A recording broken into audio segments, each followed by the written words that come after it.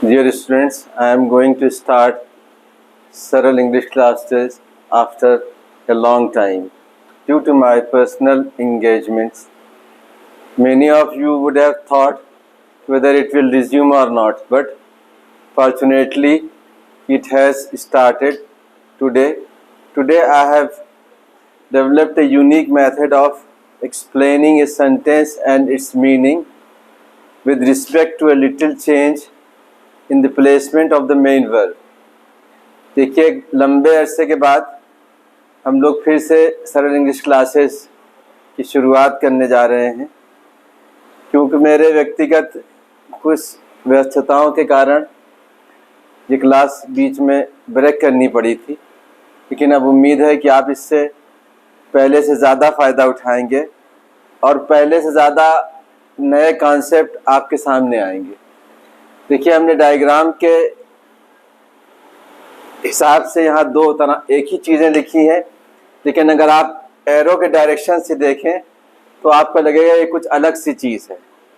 ठीक है, यहाँ पर देखिए सिंपल वर्ड्स जानबूझ करके लिए गए हैं, क्योंकि डेली लाइफ में जो भी हम चीज़ें इस्तेमाल में लाते हैं या जो चीज़ जितनी आसान होती है, जैसा कि हमने पहले कहा, उतनी आसानी से उसको समझा जा सकता है। आपने पहले देखा होगा इस स्ट्रक्चर में हम बात करने जा रहे हैं। हमने आपको बताया था ये स्ट्रक्चर बहुत कॉमन सा है। यहाँ पर आपको एक बात बतानी है कि ये सब्जेक्ट है, यहाँ पर ये काम कर रहा है। ठीक है, जैसे आपने देखा अगर हम इसको आई को यहाँ से जोड़ें, आई हेल्प मैं मदद करता हूँ, आई एडमायर मैं प्रशंसा करता हूँ, आई रिक्वेस्ट मैं प्रार्थना करता हूँ, आई टेल मैं बताता हूँ या सुनाता हूँ, आई इन्फॉर्म मैं सूचित करता हूँ या मैं इत्तला देता हूँ, आई अटैक मैं आक्रमण करता हूँ या हमला करता हूँ, आई डिफेंड मैं बचाता हूँ या मैं रक्षा करता हूँ, आई पनिश मैं सज़ा देता हूँ। जैसा कि बताया था हमने पहले भी लेक्चर्स में, आपने देखा होगा कि ये एक नॉर्मल बिहेवियर है, नॉर्मल स्ट्रक्चर है और ये सबसे ज़्यादा यूज़ होने वाला है। टेंस के हिसाब से अगर इसका नाम दें तो प्रेजेंट सिंपल है। इस बात को बार बार दोहराया इसलिए जाता है कि कई बार इसकी अपनी लिमिटेशंस हैं ऑनलाइन क्लासेस की, और इसमें जितना ज़्यादा रिपीटिशन होता है उतना स्टूडेंट्स को समझने में आसानी होती है।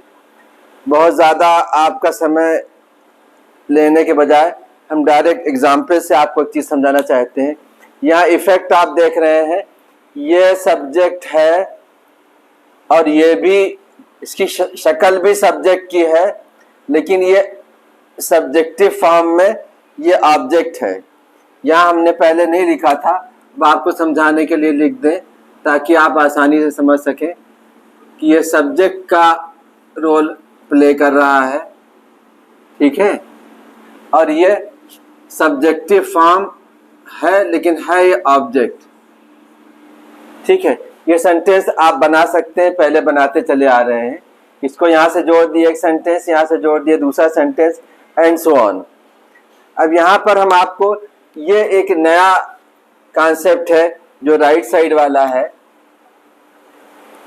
इसमें आप देखेंगे ये सारे वर्ब यही हैं, लेकिन जैसा कि हमने पहले कहा कि ज़रा सी इसकी प्लेस को चेंज करने से इसके मीनिंग में बहुत ज़्यादा फ़र्क हो जाता है, बहुत ज़्यादा अंतर हो जाता है।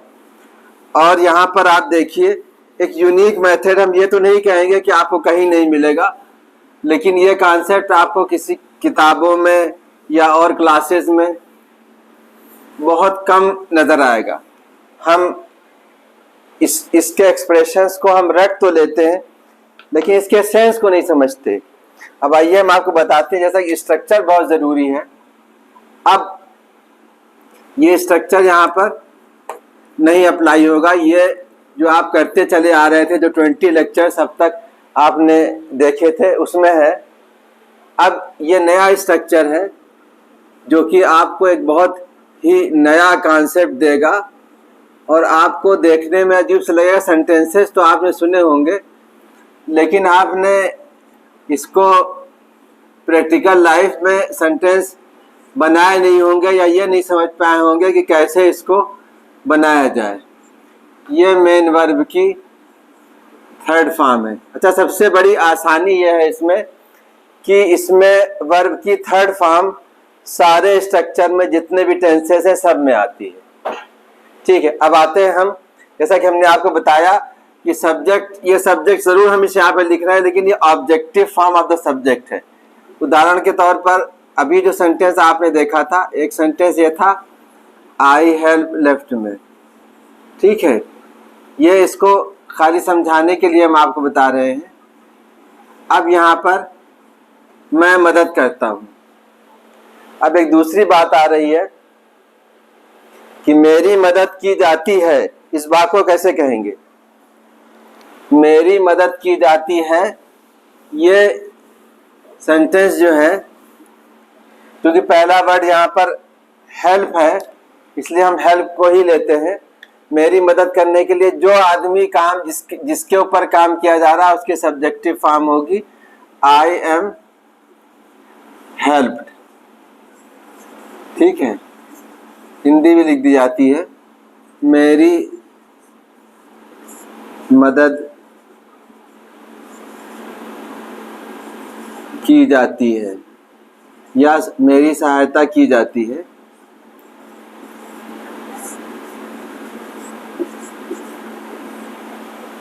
अब जैसा कि हमने बताया, सेंस के हिसाब से जो वर्ब यहाँ पर प्रयोग में लाया जाता है उस वर्ब के आधार पर ये मेरी भी हो सकता है, मुझे भी हो सकता है, उसके अलावा और भी इसके मीनिंग हो सकते हैं। यहाँ पर अगर कहा जाए कि मेरी तारीफ की जाती है तो आई एम एडमायर्ड। जो वर्ब हटा दिए मीनिंग अभी लिख दी जाएगी, या सिंपल है इसलिए आप शायद जानते भी हो। मेरी तारीफ की जाती है आई एम एडमायर्ड। फिर कहा जाए, अब यहाँ पर जो सेंटेंस आ रहा है दूसरा, चूंकि दोनों मेरी था इसलिए हमने हिंदी नहीं लिखा, बोल रहे हैं कि यहाँ इसका मतलब है आई एम एडमायर्ड का कि मेरी तारीफ की जाती है। अब हम लोग दूसरे शब्द पर आते हैं कि I am requested. I am requested, देखिए हमने जैसा कि पहले बताया है आपको कि इसमें सब में थर्ड फॉर्म होगी। ये स्ट्रक्चर हमने आपको इसलिए दिया है कि सबसे आसानी से इसको आप लर्न कर सकते हैं।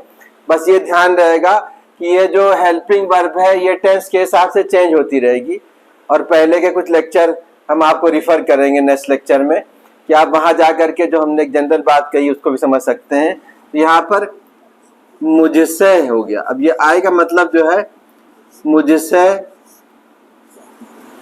प्रार्थना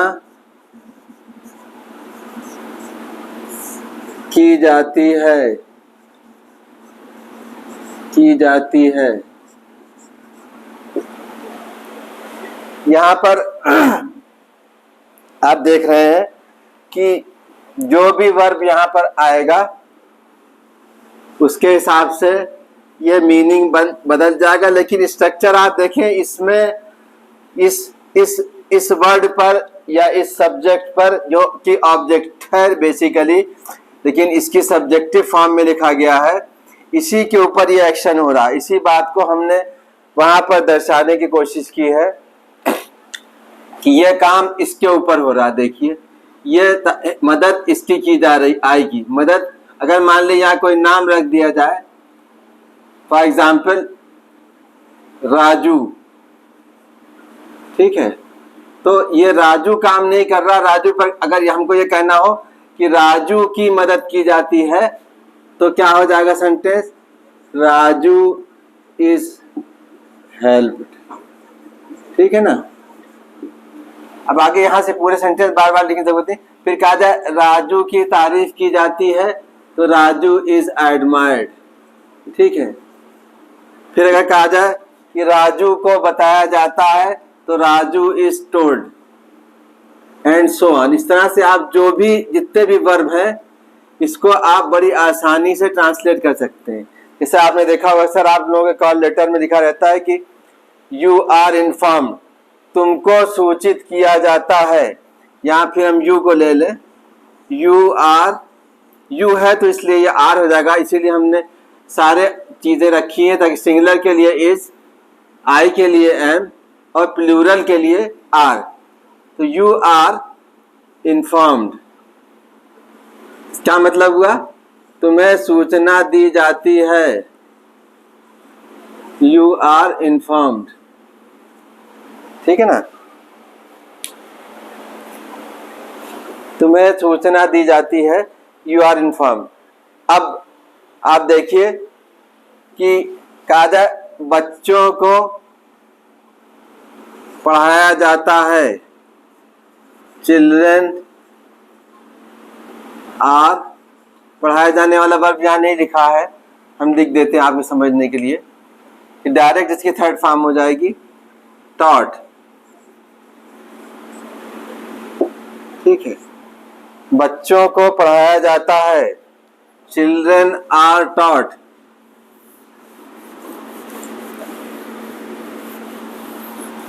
और आइए फिर हम बात कर रहे थे राजू से कि राजू पर हमला किया जाता है, तो राजू इज अटैक्ड। आप डायरेक्ट सेंटेंस को बना सकते हैं। आमतौर पर जैसा कि आपने हिंदी के किताबों में देखा कि आखिर में जब सेंटेंस के ता है, ती है, ते है आता है, तो उसको हम प्रेजेंट सिंपल टेंस में करते हैं। ये सारा कॉन्सेप्ट, ये रूल उस रूल को कंट्राडिक्ट कर रहा है, उसको काट रहा है और ये प्रूव कर रहा है कि ये इस कैटेगरी में नहीं है, जबकि ये प्रेजेंट डेफिनिट टेंस ही है, लेकिन उस रूल से गवर्न नहीं होता है। तो इसलिए आप जो है इस सेंटेंस को जितना बनाएंगे, जितनी प्रैक्टिस करेंगे, उतना इसका कॉन्सेप्ट आपको क्लियर होता जाएगा।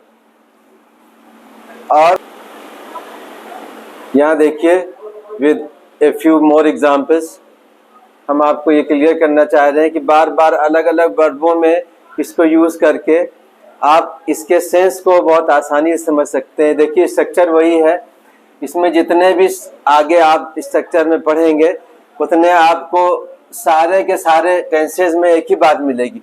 जैसा कि हमने पिछले लेक्चर में आपको बताया, उसका लिंक इसमें ऐड किया जाएगा कि यहाँ पर थर्ड फॉर्म आएगी और किसी भी स्ट्रक्चर में एक ये यूनिक बात है कि, और ये एक नेचुरल भी है कि जिस भी स्ट्रक्चर में इज एम आर लगता है प्रेजेंट में, अगर उसके सेंस को हम पास्ट में ले जाना चाहते हैं विदाउट मेकिंग एनी चेंज, बिना किसी तरह का परिवर्तन उस सेंटेंस में किए हुए, सिर्फ इस वर्ब को जो कि एक्सिलरी वर्ब है, जैसा कि आपने स्ट्रक्चर में देखा, चेंज कर देंगे तो पूरा सेंस यही चेंज हो जाएगा। देखिए यहाँ पर है यू आर गाइडेड, तुम्हारा मार्गदर्शन किया जाता है। अगर इसी बात को पास्ट टेंस में कहना होगा तो कुछ नहीं करना होगा आपको कि तुम्हारा मार्गदर्शन किया गया था। यहाँ पर यू के अकॉर्डिंग आप वर्ब चुनेंगे, सिर्फ इसको वर कर देंगे, यू वर गाइडेड। इसी तरह स्वीट्स आर सोल्ड हियर, यहाँ पर देखिए मिठाइयाँ, यहाँ मिठाइयाँ बेची जाती हैं। तो यहाँ पर अगर इस बात को कहा जाए यहाँ मिठाइयाँ बेची गई थी तो sweets were sold here. Similarly guests are welcomed, मेहमानों का स्वागत किया जाता है। अगर ये कहना जाए तुम्हारा स्वागत किया जाता है तो यू आर वेलकम, उनका स्वागत किया जाता है तो दे आर वेलकम, बच्चों का स्वागत किया जाता है तो चिल्ड्रन आर वेलकम।